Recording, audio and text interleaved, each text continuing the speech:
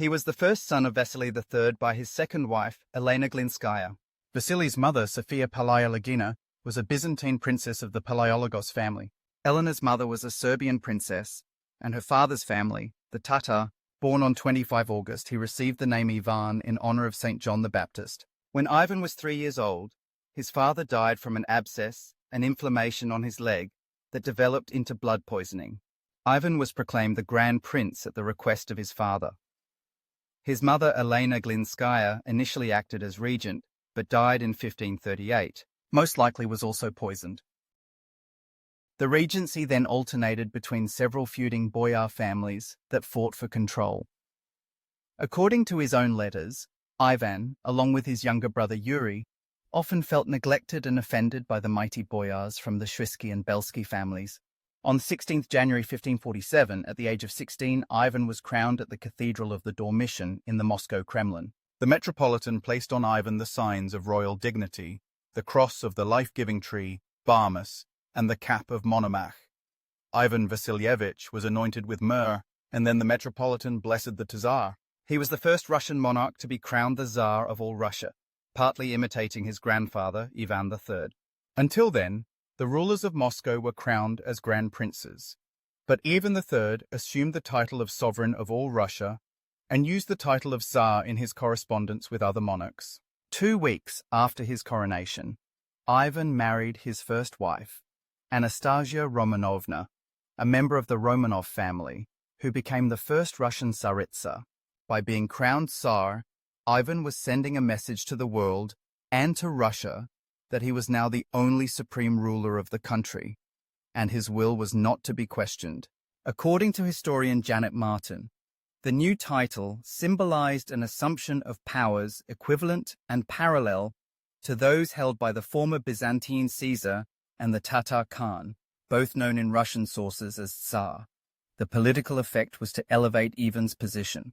The new title not only secured the throne, but also granted Ivan a new dimension of power that was intimately tied to religion. He was now a divine leader appointed to enact God's will, as church texts described Old Testament kings as Tsars and Christ as the heavenly Tsar. The newly appointed title was then passed on from generation to generation, and succeeding Muscovite rulers benefited from the divine nature of the power of the Russian monarch, crystallized during Ivan's reign. Ivan ordered in 1553 the establishment of the Moscow print yard, and the first printing press was introduced to Russia. Several religious books in Russian were printed during the 1550s and 1560s. The new technology provoked discontent among traditional scribes, which led to the print yard being burned in an arson attack. The first Russian printers, Ivan Fedorov and Pyotr Mstislavets, were forced to flee from Moscow to the Grand Duchy of Lithuania. Nevertheless, the printing of books resumed from 1568 onwards, with Andronik Timofeyevich Neveja and his son Ivan now heading the print yard.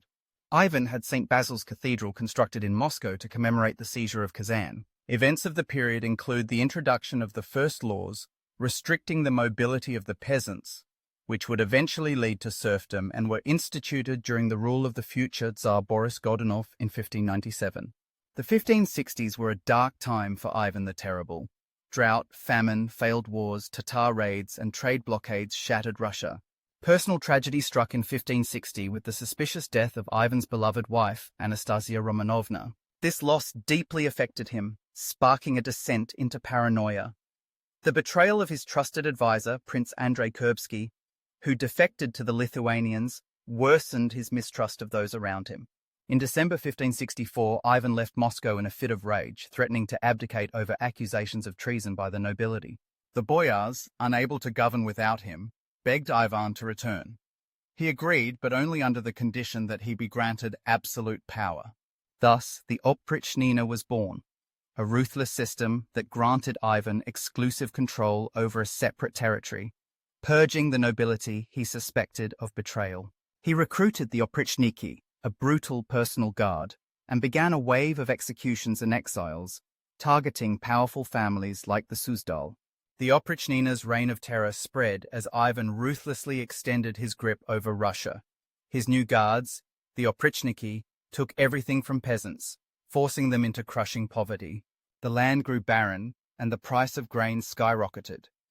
Ivan's thirst for control left the nation broken, and in the aftermath of his son's tragic death, he was filled with remorse, compiling lists of his victims and begging monasteries to pray for them.